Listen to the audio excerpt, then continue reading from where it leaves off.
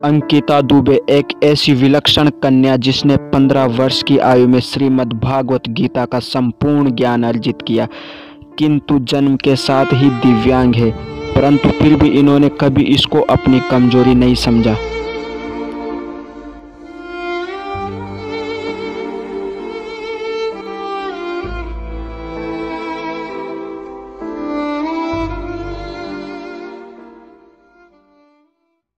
तो फरवरी 2006 को गोपालगंज के टोला रामनगर में जन्मी दिव्यांग अंकिता दुबे पिता अश्विनी कुमार दुबे का सानिध्य पाकर आगे बढ़ रही है।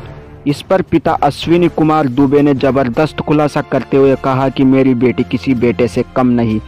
नमस्कार दर्शकों, स्वागत है आप सबका आज की इस इंटरव्यू सीरीज में। आज श्री देव टीवी लेकर आया है आप सबके लिए श्रीमद् भागवत गीता और रामायण महाभारत जैसे धर्म ग्रंथों का संपूर्ण ज्ञान अर्जित करने वाली दिव्यांग कन्या अंकिता दुबे का इंटरव्यू। और इस इंटरव्यू सीरीज में आप सबका स्वागत करेंगे चैनल एंकर अर्जुन सिंह राजपूत। श्री देव टीवी देखने वाले सभी दर्शकों का मेरा यानी अर्जुन सिंह का बहुत बहुत नमस्कार, बहुत बहुत स्वागत करते हैं आप सभी मित्रों का अपने चैनल श्री देव टीवी पर। दोस्तों, हम 2 वीक से बिल्कुल आपसे मुखातिब, आपसे संबोधित नहीं हो पा रहे थे दोस्तों, लेकिन आपको बताना चाहते हैं कि हमने एक बेहद प्रतिभाशाली लड़की जो कि बचपन से ही दिव्यांग है, जन्म लेने के साथ ही दिव्यांग है, उनका नाम है अंकिता दुबे। हमने इनका इंटरव्यू किया है जो कि 3 एपिसोड्स में है। तो मैं और कौशल भाई पहले एपिसोड्स को आप सभी दर्शकों के लिए, आप सभी ऑडियंस के लिए, व्यूअर्स के लिए अपने चैनल श्रीदेव टीवी पर लेकर के आ रहे हैं। तो दर्शकों, देखना ना भूलिए अंकिता दुबे का यह बहुत ही अद्भुत और शानदार वीडियो जो मैंने और कौशल भाई ने उनके लिए रिकॉर्ड किया, उनका साक्षात्कार किया है। तो दर्शकों बिल्कुल देखिए, जुड़ाव कीजिए, इसको लाइक कीजिए, कमेंट कीजिए, शेयर कीजिए और हर प्लेटफॉर्म पर इसको शेयर कीजिए। अंकिता, बहुत बहुत स्वागत है आपका हमारे चैनल श्रीदेव टीवी पर। और मैं आपका स्वागत करना चाहूँगा। मैं हूँ कौशल भाई हैं और मुझे सुनकर के बड़ी खुशी हुई कि गीता पर आपने बहुत ही चिंतन किया है, बहुत ही मनन किया है। तो क्यों ना हम लोग आज का जो ये मुद्दा जो है, अपनी जो कौतूहलता है या हम जो इस मुद्दे को उठा रहे हैं आपके साथ, जो आपका एक साक्षात्कार कर रहे हैं, तो हम गीता के पहलुओं से ही, गीता एक परम ज्ञान का की एक कुंजी है, एक परम ज्ञान का एक स्रोत है। तो अंकिता, हम चाहें कि गीता पर जो आपने जो चिंतन किया, मनन किया, गीता से किस प्रकार जुड़ना हुआ जीवन में आपका, आप इसी से शुरू कीजिए, आज बताइए। निश्चित रूप से देखिए, श्रीमद् भगवत गीता एक महत्वपूर्ण हमारा भारतीय धर्म ग्रंथ ही नहीं है, अपितु ये संपूर्ण विश्व का धर्म ग्रंथ है। श्रीमद् भगवत गीता मानव मात्र का धर्म शास्त्र है। श्रीमद् भगवत गीता, हम अगर अपना अनुभव बताएं तो एक दार्शनिक कविता है। इस ग्रंथ से हमारा जुड़ना इस प्रकार हुआ, जब हम पहली बार अपने जीवन में अध्यात्म में जुड़ने का प्रयास किए, तो हमारे नाना श्रीमद् भगवत महापुराण हमको पढ़ाते थे। और उसके पश्चात जब हम भगवत महापुराण के दुर्लभ गंगा से ओतप्रोत हो गए और भक्ति रस की अविरल धारा बहने लगी, तो तत्पश्चात हमारे मामा श्री ने ये उपदेश दिया हमें कि अब तुम दार्शनिक ग्रंथों का भी बेहतर अध्ययन करो, जिससे तुम्हारे अंदर एक दार्शनिक दृष्टिकोण का प्रादुर्भाव हो। इस कौतूहलता बस हम श्रीमद् भगवत गीता को एक बार पढ़ने का प्रयास किए और उस गीता को हम पढ़े जो वेद व्यास द्वारा रचित है, महाभारत में जो भीष्म पर्व में है। लगभग 18 अध्याय है, 700 श्लोक है। उसको 2 वर्षों में हमने उसे याद किया और एक एक श्लोकों पर हम आपको लगभग 1 घंटे की पूरी व्याख्यान देने में समर्थ हैं, क्योंकि उन श्लोकों के साथ आप जीवन जिए हैं। बिल्कुल बिल्कुल अंकिता, और मुझे बड़ी खुशी हुई कि आपने गीता पे आपने 2 वर्षों तक उस पर शोध किया, अन्वेषण किया, उसको स्वाध्याय किया, चिंतन किया, मनन किया और इस प्रज्ञा को कहीं न कहीं अपने भीतर आत्मसात और हृदयंगम करने का प्रयास किया। और गीता बड़ा अद्भुत है। महाभारत में जो 18 पर्व है, उसमें जो भीष्म पर्व है, तो भीष्म पर्व में जो 25वां से जो 42वां अध्याय है, वही श्रीमद् भागवत गीता है। तो अंकिता, जब आपने श्रीमद् भागवत गीता का अध्ययन शुरू कर दिया और जब आपने पढ़ा, और जहाँ पर भगवान श्री कृष्ण और अर्जुन दोनों जब कुरुक्षेत्र के मैदान के बीचों बीच उनका रथ आ जाता है, कृष्ण लेकर के आ जाते हैं और वहां पर दोनों के बीच में संवाद घटित होता है और अर्जुन जो है अपनी क्षमता बताते हैं कि ये मेरे गुरु हैं, ये मेरे ताऊ हैं, ये मेरे चाचा हैं, ये मेरे गुरुजन हैं, मेरे पितामह, ये मेरे भाई हैं, ये मेरे बांधव हैं, और सब लोग कुछ पाने की इच्छा को त्याग करके इस युद्ध में सब लोग सम्मिलित हो चुके हैं। इस चीज को पढ़ करके आपके मन में कैसा उद्वेग जो है उत्पन्न हुआ, इस पर थोड़ा चर्चा आप डालें। निश्चित रूप से हम ऐसा ही प्रयास करते हैं। श्रीमद् भगवत गीता का जो प्रथम अध्याय है, उसे अर्जुन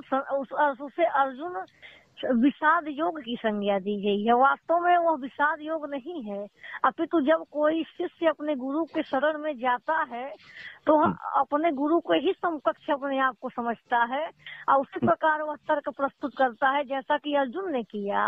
वास्तव में अर्जुन अनुराग के प्रतीक है, जबकि योगेश्वर श्री कृष्ण सतगुरु के प्रतीक है।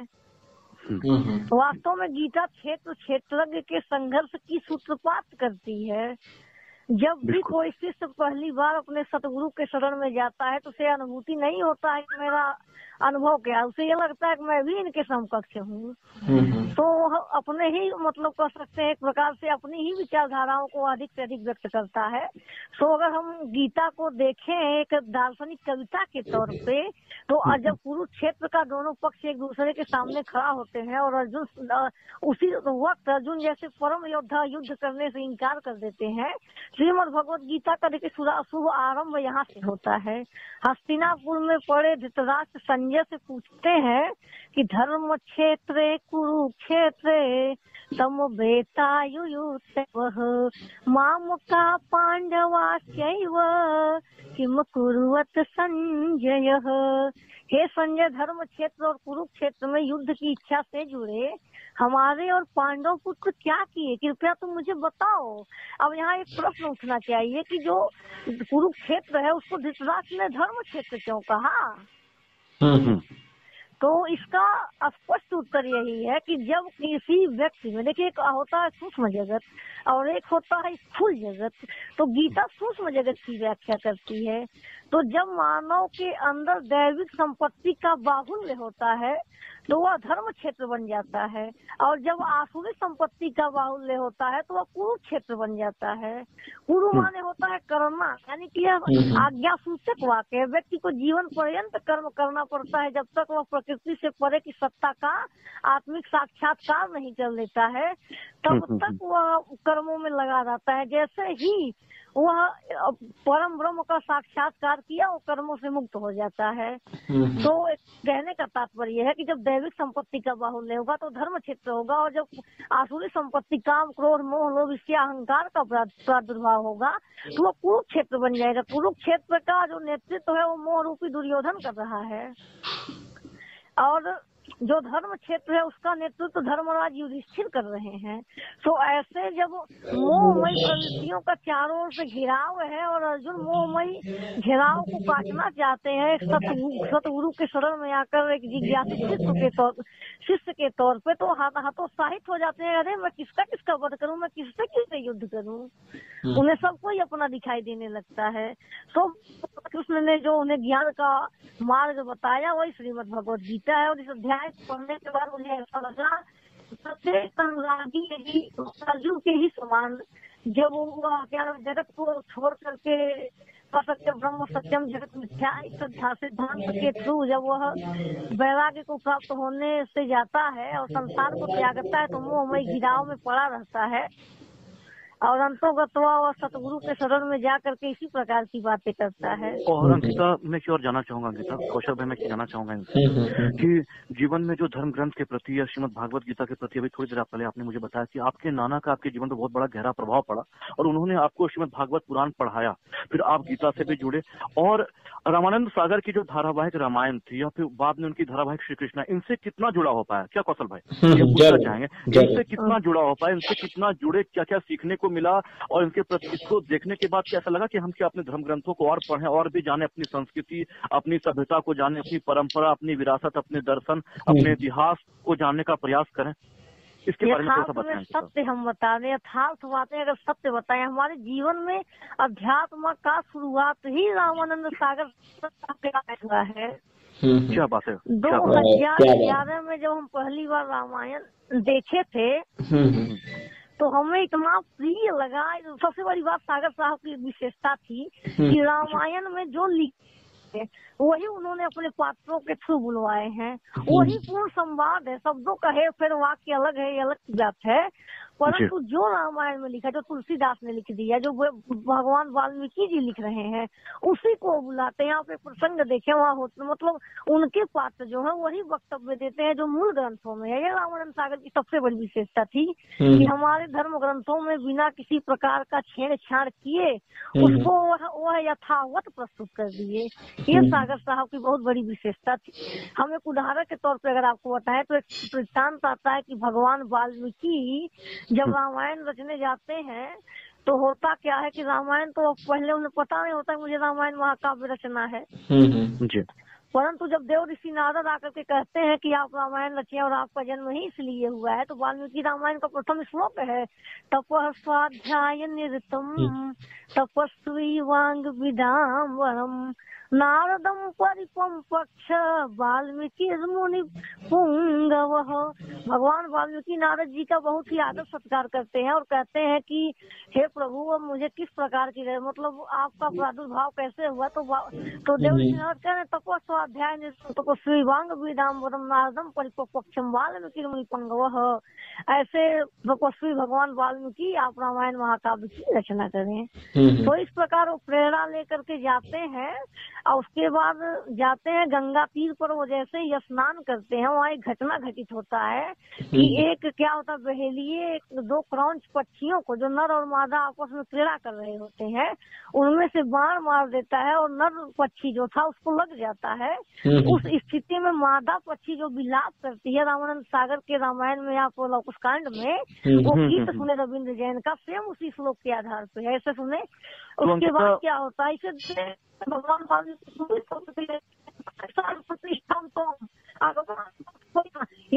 मिथुनादेकम अवधि ही काम मोहितम, अर्थात पल भर शांति न पाएगा जीवन भर तू व्याध। ये रविंद्र जैन साहब की लाइन है कि बिल्कुल बिल्कुल अंकिता, हम ये जानने का प्रयास कर रहे थे कि तो रामायण और श्री कृष्णा आपने बताया कि 2011 में आप बिल्कुल रामायण को अपने टीवी पर देखा और ये जो कुछ जो आपने जो अभी घटनाओं का जो वर्णन किया जो कि रामायण में दर्ज है उल्लेखित है और ये आपको काफी प्रभावित कर गया। और आपने कहा कि उनके संवाद भी काफी अच्छे थे और रामायण में जो ओरिजिनल जो संवाद थे उसमें थोड़ा सा शब्दों का हेर फेर करके जो है सागर साहब ने अपने हर चरित्र रामायण के जो हर चरित्र को उन्होंने ढूंढा गढ़ा और उसके माध्यम से बुलवाया। तो इसका कितना प्रभाव पड़ा आपके व्यक्तिगत जीवन पर? हमारे व्यक्तिगत जीवन पर यही प्रभाव पड़ा कि हमको लगा कि अगर हम रामायण देख लेते हैं इसका मतलब हम वाल्मीकि रामायण या तुलसीदास रामायण को पढ़ लिए।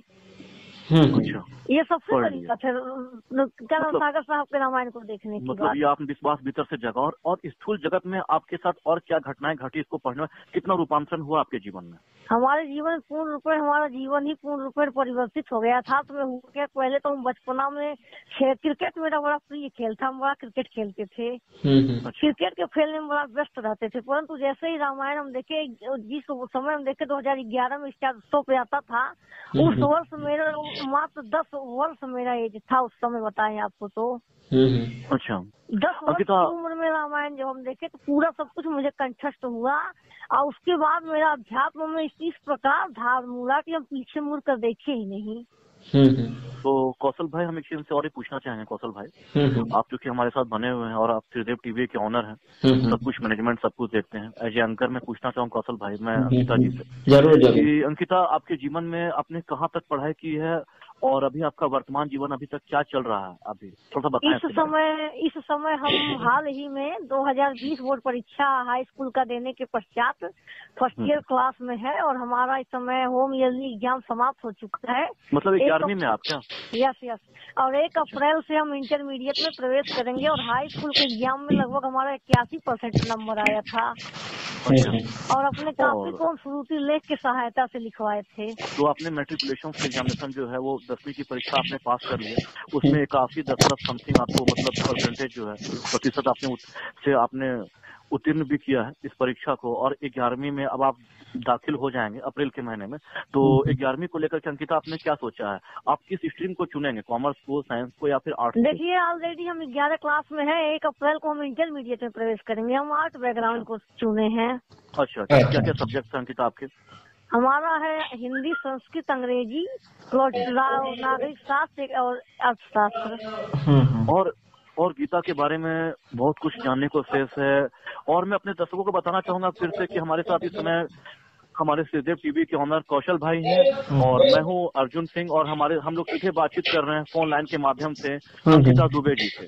और यहाँ अंकिता पर बहुत ही चिंतन किया है, बहुत ही मनन किया है और कौशल भाई ने आज, मैं उनको बहुत हृदय से धन्यवाद दूंगा और परम सौभाग्य हम दोनों भाइयों के लिए कि आज अंकिता जी से हमारा साक्षात्कार हो रहा है, हम उनका साक्षात्कार ले रहे हैं, हमारा जुड़ना हो रहा है, बहुत सी बातें हम जान पा रहे हैं और इस प्लेटफॉर्म के माध्यम से। तो अंकिता, मैं पूछना चाहूंगा कि सारे पात्र बड़े अद्भुत हैं और महाभारत के सारे पात्र बड़े अद्भुत हैं, लेकिन महाभारत में अगर सबसे अद्भुत ऐसा पात्र जो कि आपके दिल के बड़े करीब है, हृदय के बड़े करीब है, तो अंकिता क्या बताएंगे, कौन सा पात्र है वो? मुझे दर्शकों को बताएं आप। प्रिय पात्र पितामह भीष्म है, उनके जीवन का हम स्वयं अनुसरण करते हैं। अच्छा। पितामह भीष्म महाभारत के महान में एक प्रकार से महानायक हैं। आप सोचे कि उस पुत्र की क्या स्थिति है जो अपने पिता के लिए राज त्याग देता है। अरे राज भाई क्या बता दे, सदियों से चली आ रही परंपरा है कि राज्य के लिए तो लड़ाइयाँ होती रहती हैं, परंतु पिता पुत्र का ऐसा अनोखा त्याग तो देव व्रत पितामह भीष्म ही कर सकते हैं। इसीलिए कहा गया है ना पितामह भीष्म के लिए, सूरज चढ़े चंदा चढ़े दिगे अडिग हिमवंत, देव व्रत का भीष्म व्रत रहे अनादि अनंत। वाह क्या बात है, क्या बात। एक बार फिर से सुनाना चाहेंगे अंकिता जी आप इन्हें? अवश्य बिल्कुल सुनाएंगे। सूरज चढ़े चंदा चढ़े दिगे अडिग हिमवंत, देव व्रत का भीष्म व्रत रहे अनादि अनंत। अद्भुत। कौशल भाई, मतलब जब आपने मुझे कॉल किया भाई, आपने मुझे बताया कि अंकिता दुबे जी का हमें साक्षात्कार लेना है और हम तो उत्साहित थे ही और पहले भी हमारी उनसे कई बार बातचीत हुई है और इसका आज हम साक्षात्कार ले रहे हैं, साक्षात्कार कर रहे हैं, तो हम अपने सारे दर्शकों और श्रोताओं को बताना चाहेंगे कि इस समय सीधे अंकिता जी हमारे साथ जुड़ी और अंकिता जी ने बहुत सारी कविता को उन्होंने स्वयं खुद से रचा है और इतने कम उम्र में, अभी वो 12वीं में मतलब दाखिल होने जा रही है, इतने कम उम्र में इतनी प्रतिभा संपन्न है, बेहद प्रतिभाशाली लड़की है। लेकिन इनके साथ एक समस्या भी है अंकिता जी के साथ कि अंकिता जी दिव्यांग है, इनको आंखों दिखाई नहीं पड़ता, उसके बावजूद इवन देन मतलब इतनी प्रतिभा, इन्होंने अपने टैलेंट को, अपनी प्रतिभा को कहीं भी दबने नहीं दिया और उसको अपनी शक्ति बना ली, अपनी ऊर्जा बना ली, अपनी ताकत बना ली और जीवन हर क्षेत्र में ये बहुत सक्रिय है। तो अंकिता, आप थोड़ा बताना चाहेंगे कि आप किन किन चीजों पर अभी तक आपने कविताएं रच डाली? निश्चित रूप से हम बताएंगे। जैसा कि आपने एक बहुत ही अद्भुत बातें कहा जिसपे हम बोलना चाहेंगे कि यथार्थ में बता दें, व्यक्ति इंद्रियों से कमजोर नहीं होता है, व्यक्ति अपने सोच से कमजोर होता है। आप इस चीज का ध्यान दें, वर्षा ऋतु में जब घनघोर वर्षा होती है तो जो छोटे छोटे पक्षी होते हैं उधर उधर भागने का प्रयास करते हैं कहाँ, परंतु जो बाज होता है वो बादलों को चीरता हुआ ऊपर उठ जाता है और कहता है बरसों भाई साहब, देखते हैं आप कितना बरसोगे। तो हमें परिस्थितियों के तरह नहीं दबाना, हमें परिस्थितियों को दबा देना है और इतिहास रच देना। ऐसा कुछ कर जाए कि देश में भूमंडल का परिवेश देखता रह जाए। और आपका प्रश्न रहा कि हम मतलब किन विषयों पर कविताएं लिखे, तो हम अधिक से अधिक कविता अभी दार्शनिक विषयों पर लिखे हैं। लगभग हमने 1000 दोहा लिखा और हिंदी साहित्य में व्याप्त सभी प्रकार के छंदों में हम कविता लिख सकते हैं और हम गीत भी कई प्रकार से लिखे हैं। और रविंद्र जैन साहब की प्रशंसा में बहुत मतलब 2 गीत लिखे हैं। हाँ अंकिता, हम एक और पूछना चाहेंगे अंकिता, हम तो कविता पर फिर से लौटेंगे, लेकिन एक चीज आपने बड़ा ही एक अद्भुत संगीतकार का नाम लिया है, एक बेहद प्रतिभाशाली, एक बेहद प्रतिभा संपन्न संगीतकार, जिनके बिना मुझे लगता है कि पौराणिक धारावाहिक जो कौशल भाई है, रामायण और कृष्णा की अध्याय जो है, उस संगीतकार के बिना जो कहीं ना कहीं वो चर्चा अधूरी रह जाएगी। और जब मतलब भारतीय धारावाहिकों का जो क्षेत्र है, जो एपिक महाशो है, जो एक एपिक शो है, जो कि मतलब एक अद्भुत अतुलनीय बन पड़ा है पापा जी के निर्देशन में, रामायण और कृष्णा, उसमें अगर हम रविंद्र जैन जी का, परम आदरणीय रविंद्र जैन जी का अगर हम जिक्र ना करें तो हमारा सारा का सारा वार्तालाप जो है, सारा का सारा साक्षात्कार जो है वो कहीं ना कहीं अधूरा रह जाएगा। तो कौशल भाई, मैं अंकिता जी से आग्रह करना चाहूँ कि वो 2 शब्द जो है रविंद्र जैन के बारे में बताएं। देखिए, रविंद्र जैन साहब एक ऐसे व्यक्तित्वशाली महापुरुष थे कि उनका जो व्यक्तित्व था वो सिंधु समान है। तो बताइए, सिंधु के विषय में आप सागर की गहराई माप पाएंगे? संभव नहीं है। रविंद्र जैन जी के विषय में कुछ कहना यही है कि गागर में सागर भरना, वो तो मेरे लिए संगीत के भगवान है। उनके विषय में गीत सुनाना चाहते हैं आपको, सुनिएगा। संदेश सुनाइए। सुनिए। सहसा चारों ओर हुआ रविंद्र संगीत का दिव्य उजाला, त्रिभुवन को मन मोहित करता रविंद्र जी की उज्जवल प्रतिभा, त्रिभुवन को मनमोहित करता रविंद्र जी की उज्जवल प्रतिभा। गायन लेखन यति मन मोहक, गायन लेखन यति मन मोहक, भक्तों को प्रभु से मिलाने वाला, ब्रह्म पीयूष युक्त शब्द जड़े हैं, परमानंद लुटाने वाला, ब्रह्म पीयूष युक्त शब्द जड़े हैं, परमानंद लुटाने वाला। सहसा चारों ओर हुआ रविंद्र संगीत का दिव्य उजाला। रविंद्र यस गाने का प्रश्न कहाँ है, रविंद्र का दूजा रविंद्र कहाँ है, चाहे ना गाने चले हम यस गाथा न आए शेष, रविंद्र तो है सूर्य सम थे वह अति विशेष। सहसा चारों ओर हुआ रविंद्र संगीत का दिव्य उजाला। अर्जुन भैया जी, आपसे और अंकिता जी से मेरा एक छोटा सा सवाल है। जो अभी इन्होंने रविंद्र जैन का जो अभी गाना भी सुनाया है। हाँ बिल्कुल। तो मैं पूछना चाहता हूँ, Ravindra जैन's voice was the voice of God. How much do you agree, Arjun भैया? I am totally agree with this point that he is the voice of the God.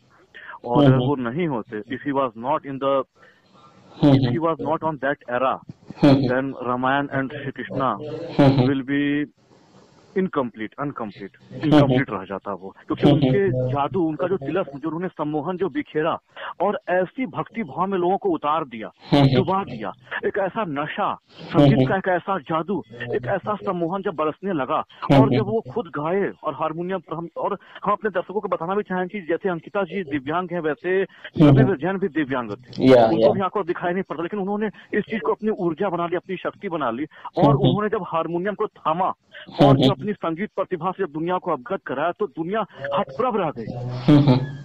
और उन्होंने दिखाया कि देखिए मेरे पास कैसे अद्भुत अद्भुत गुण है। और पापा जी ने जब उनका चुनाव किया, उनका इंतखाब किया रामायण के लिए, और वो ऐसे फिल्मों में वो संगीत दे रहे थे, पहले भी रफी साहब से, किशोर कुमार से गवा चुके थे, उस दौर में छोटी के जो बड़े बड़े गायक जो थे उनसे गवा चुके थे अपने संगीत निर्देशन में।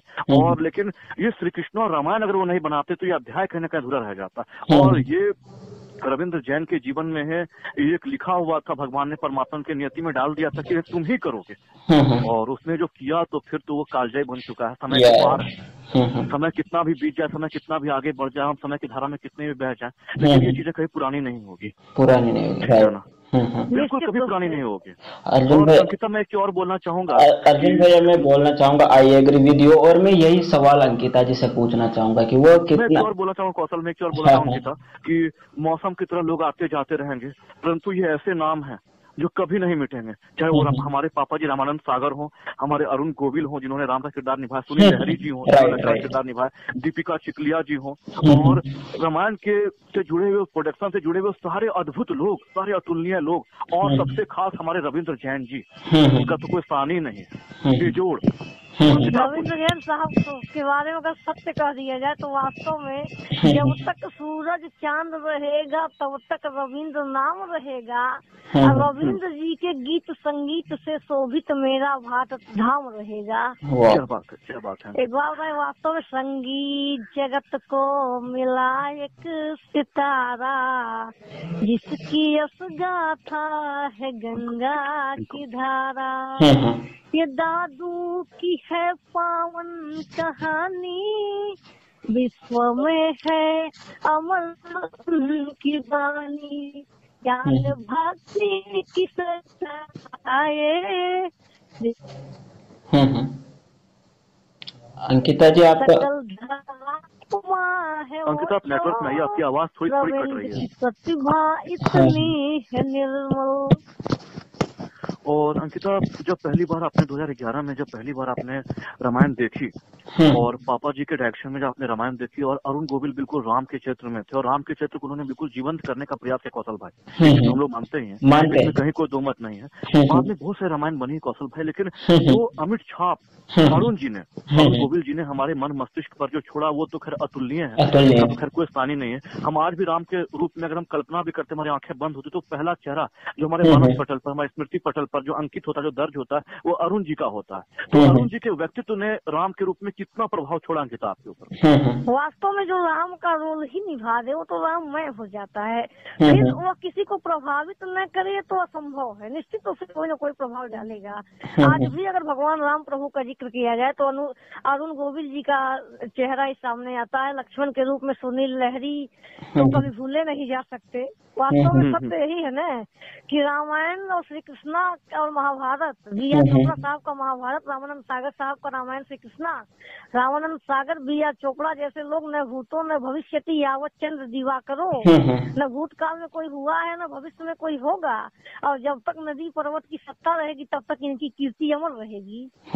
दिगंत आदि अंत तक इन सभी का नाम रहेगा। रामानंद सागर बी आर चोपड़ा एवं उनके समस्त कलाकारों से शोभित मेरा भारत धाम रहेगा। क्या बात है। अर्जुन भैया, मैं अरुण गोविल जी को आज भी मतलब एजेंट, वो मतलब राम तो देखता ही हूँ, वो मेरे लिए सर्वश्रेष्ठ राम है। मैं अरुण जी के लिए हमेशा एक चीज हमेशा बोलूंगा, Arun Govil ji is my best Ram, Arun ji is God for me and always will be. वो हमेशा रहेंगे वो मेरे लिए। और बिल्कुल सही बात है कौशल, मैं आपकी बातों से बिल्कुल सहमत हूँ। और अच्छा अंकिता, हमारा आपसे एक विचार जानना है। और कौशल भाई, हम बड़े गंभीरता से प्रश्न उठा रहे हैं अंकिता के सामने। अंकिता, ये राम, ये कृष्ण दोनों बड़े अद्भुत अवतार हैं भगवान विष्णु के परम के, और मतलब दोनों में से न कोई कम है न कोई ज्यादा है, दोनों समान शक्ति वाले, लेकिन दोनों का चरित्र अलग है, दोनों का व्यक्तित्व अलग है, दोनों की पर्सनालिटी अलग है। ऐसे दोनों सुप्रीम पर्सनालिटी विष्णु के अवतार हैं। तो इन दोनों अद्भुत और परम व्यक्तित्व में ज्यादा प्रभावित आपको किसने किया व्यक्तिगत जीवन में, राम का चरित्र, राम का व्यक्तित्व या कृष्ण के व्यक्तित्व ने? इस प्रश्न का उत्तर देते हुए हम एक कविता से आरंभ करते हैं। बिल्कुल। राम कृष्ण दो एक है, दोनों ही भगवान, एक मर्यादा सिंधु है, दूजा प्रेम प्रधान हो प्राणी, दूजा प्रेम प्रधान।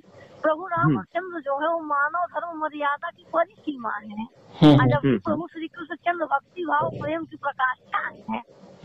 अमूल रूप में प्रभाव की बात अगर आप करें तो प्रभु राम के चरित्र को जानने से, सुनने से, पढ़ने से मर्यादाशील जीवन जीने का एक हमारा अलग ही व्यक्तित्व बन गया। और प्रभु श्री कृष्ण तो मुझे प्रेम रस में ही डुबो दिए।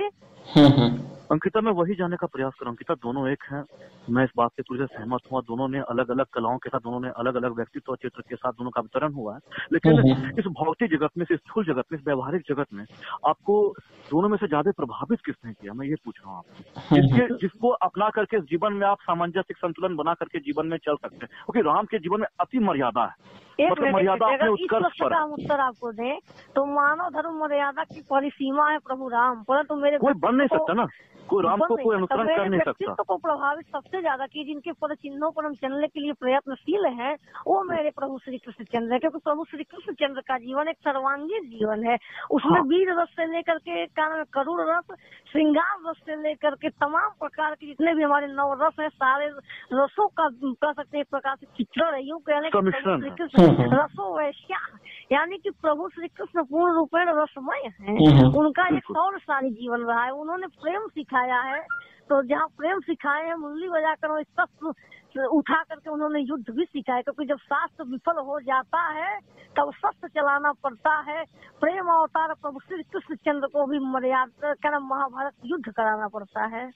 और अंकिता, जब आप बचपन आपका बीता, तो क्या बचपन में क्यों हम पूछना चाहेंगे, अपने दर्शकों तक बताना चाहेंगे कि इतना प्रतिभाशाली, कितनी प्रतिभा संपन्न लड़की, तो जीवन में ये जो आंखों की जो समस्या है, क्या ये जन्म से था या फिर बाद के दौर में आपके जीवन में? निश्चित तौर पे जन्मजात की समस्याएं थी, और हुआ क्या कि जब हमारा जन्म हुआ तो बहुत मतलब कर सकते हैं आँख एकदम बंद था। अच्छा। और जब डॉक्टर ने इस आँख को खोला तो आँख से खून बहुत ज्यादा निकलने लगा, क्योंकि हम देखे नहीं, पापा बताते हैं।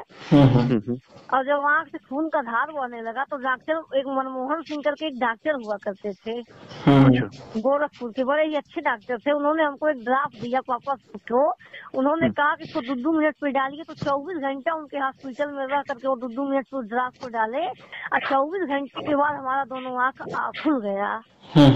अब बाद में पता चला कि आँखों में रोशनी तो है, परंतु बहुत कम है। तो अभी आपको कुछ भी दिखाई पड़ा, थोड़ा बहुत, या मतलब कम्प्लीटली दिखाई नहीं पड़ता आपको? नहीं, निश्चित रूप से हमें दिखाई देता है। हम किताबों को नजदीक से पढ़ लेते हैं, और बहुत ही टूटे फूटे राइटिंग में कुछ लिख भी देते हैं, यद्यपि बहुत ज्यादा दिखाई नहीं देता है एक सामान्य व्यक्ति के हिसाब से। और अंकिता, आपके पिता का कह सकते हैं कि हमें उतना ही दिखाई देता है जितना एक वृद्ध व्यक्ति को दिखाई देता है, उससे थोड़ा कम। अंकिता, और आपके पिता का आपके जीवन में कितना योगदान रहा? अश्विनी कुमार दुबे हमारे चैनल श्रीदेव टीवी से बहुत जुड़े हैं कौशल, और हर चीज को, हमारे फेसबुक को फॉलो करते हैं। अंकिता जी, आप भी फॉलो करते हैं यूट्यूब पर हमारे चैनल को, श्रीदेव टीवी को आपने फॉलो किया, और अपने दर्शकों को बताना चाहें कि श्रीदेव टीवी से आप लोग भी जुड़े हुए हैं, अश्विनी जी भी जुड़े हुए हैं, हर तरह से कमेंट भी करते हैं, हमारे चैनल को शेयर भी करते हैं। और अपने दर्शकों को बताएं कि आप भी हमारे चैनल से ज्यादा जुड़े, लाइक करें, कमेंट करें, शेयर करें, लोगों को बताएं। और हमारे बीच अंकिता जी है, तो अंकिता जी, आपके जो पापा, जो आपके जो पिताजी हैं अश्विनी जी, वो उनका आपके जीवन कितना सहयोग है, कितना सहयोग कर पाते हैं वो? देखिए, एक सब पिता का कर्तव्य होता है कि अपने बच्चों को मंजिल प्राप्त करवा सके, तो उसी भूमिका में वो अभी रहे हैं। परंतु हुआ कि प्रत्येक पिता यही चाहता है बच्चे पढ़ लिख करके आगे बढ़े। तो म्यूजिक वगैरह जो हम सीखते हैं, म्यूजिक सीखना हुआ, कविताएं लिखना हुआ, तो उसको बार बार मना करते रहे, कहे कि तो मत करो, भी तो बहुत से उम्र है। परंतु हम कहे कि देखिए, इसमें उम्र नहीं होता है, प्रतिभाएं उम्र का मोहताज नहीं होती हैं। हम जो कुछ सीख रहे हैं उसे आप सीखने दें, क्योंकि आज हम सीख रहे हैं, जो हमारे पास अनंत ऊर्जा है, आज के 10 साल बाद नहीं रहेगा। क्योंकि 16 वर्ष से लेकर के 25 वर्ष तक की बातें कुछ और रहती है, सीखने, पढ़ने, समझने का। तो उन्होंने हमको मना नहीं किया, कहे कि जो तुम्हारी इच्छा हो सीखते रहो, परंतु पढ़ाई पर नकारात्मक प्रभाव नहीं पड़ना चाहिए। तो हम कहे निश्चित रूप से पढ़ाई पर नकारात्मक प्रभाव नहीं पड़ेगा, यदि पड़ेगा तो इसका जिम्मेदार निश्चित तौर पे हम होंगे। तो इस प्रकार उनका हमारा हर प्रकार से हमारा सपोर्ट करते हैं। वो कहते हैं तुम जिस लाइन में जाना चाहो हम तुम्हें उसी लाइन में भेजेंगे। अच्छा, वाह वाह। अंकिता, आगे आपकी क्या बनने की इच्छा, अपने जीवन में क्या बनना चाहते हैं अंकिता? देखिए, शिक्षक राष्ट्र का निर्माता होता है, क्योंकि आप एक कुशल व्यक्तित्वशाली महात्मा गांधी की अगर कल्पना करें तो उससे पीछे टीचर होता है, और आप एक कुशल इंजीनियर की बात करें तो उसके पीछे भी टीचर होता है। धीरू भाई अंबानी जैसे लोगों के बीच भी टीचरों का योगदान रहा।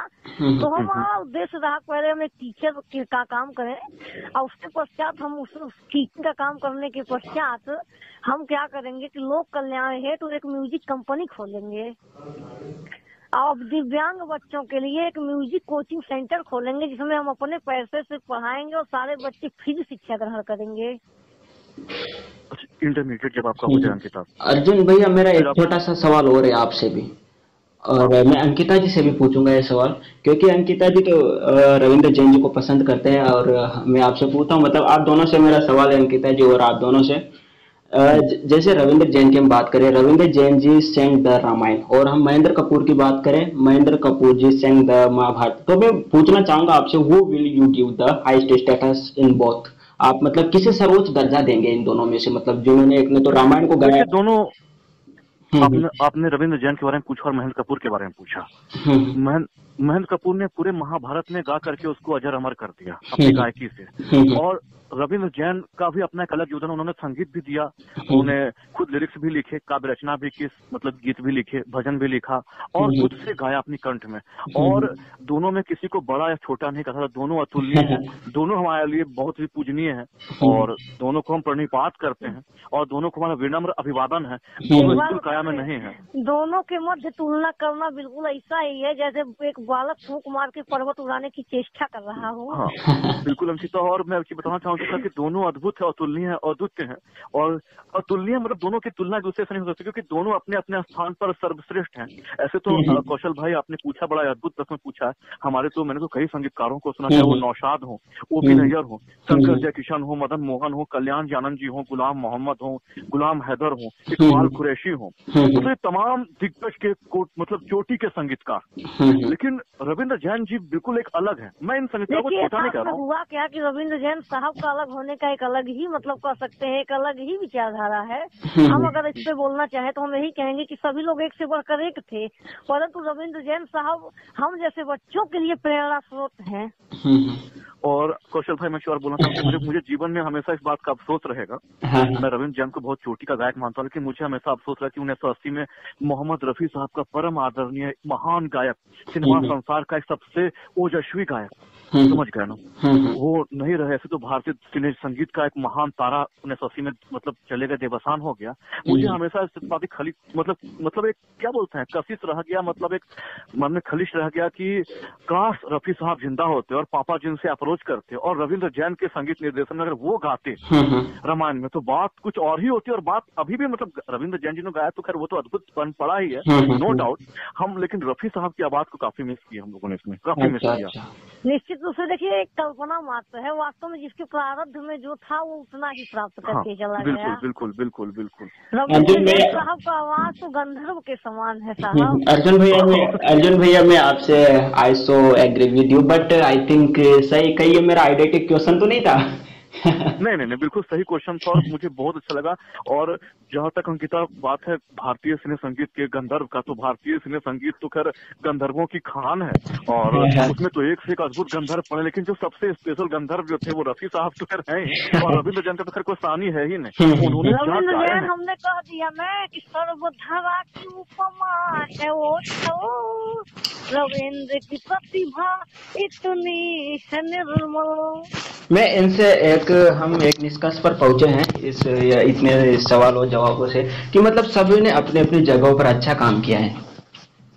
बेस्ट काम किया है सबने अपने अपनी जगह पर। भले वो महेंद्र कपूर ने महाभारत में किया हो तो वो अच्छा काम, रविंद्र जैन जी ने रामायण में अच्छा काम, मतलब अच्छा काम किया है। रफी साहब जी अपने टाइम में अच्छे सिंगर ये सब थे, मतलब वो सब अपने अपनी जगह पर ठीक थे, अद्भुत लोग थे, अद्भुत यूनिक हम उन्हें बोल सकते हैं, फियरलेस। श्रीदेव टीवी देखने वाले सभी दर्शकों को मेरा यानी अर्जुन सिंह का बहुत बहुत नमस्कार। मित्रों और दर्शकों आपका बहुत बहुत स्वागत है आपका अपने चैनल श्रीदेव टीवी पर। तो मित्रों हमने अभी हाल में अंकिता जी का इंटरव्यू किया है और उस इंटरव्यू का पहला एपिसोड हमने लेकर के अपने चैनल पर, और बहुत जल्द मित्रों आपको इसी प्लेटफॉर्म यानी श्रीदेव टीवी पर अंकिता दुबे के साथ उनका दूसरा भाग यानी इंटरव्यू का दूसरा एपिसोड आपको सुनने को मिलेगा। तो दर्शकों हम लेकर के हैं अंकिता दुबे का इंटरव्यू का ये दूसरा एपिसोड 2। तो दर्शकों अपना प्यार यूँ ही हमसे बनाए रखिए, अपना जुड़ाव बनाए रखिए हमारे चैनल के प्रति, मेरे और कौशल भाई के प्रति और इस चैनल के प्रति, और ज़्यादा से ज़्यादा इसको लाइक कीजिए, शेयर कीजिए, कमेंट कीजिए और हर प्लेटफॉर्म पर शेयर कीजिए और बिल्कुल जुड़े रहिए हमारे चैनल से, ज़्यादा फॉलो कीजिए, लाइक कीजिए।